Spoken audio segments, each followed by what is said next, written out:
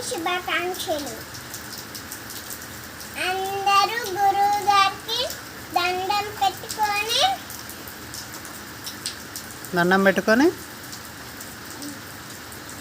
ఓం గురు బ్రహ్మ గురు విష్ణు గురుదేవ మహేశ్వర గురు సాక్షాత్ పరబ్రహ్మ తస్మై శ్రీ గురవే నమః అని మొక్కి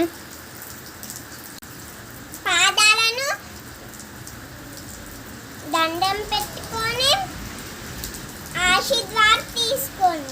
ఆశీర్వాదం తీసుకోమంటావా? ఓకే, సరే, బాయ్. అందరికీ గురు పౌర్ణమి శుభాకాంక్షలు. మళ్ళొకసారి చెప్తున్నాను, గురు పౌర్ణమి శుభాకాంక్షలు. లైక్ చేయడం మాత్రం మర్చిపోకండి. బాయ్.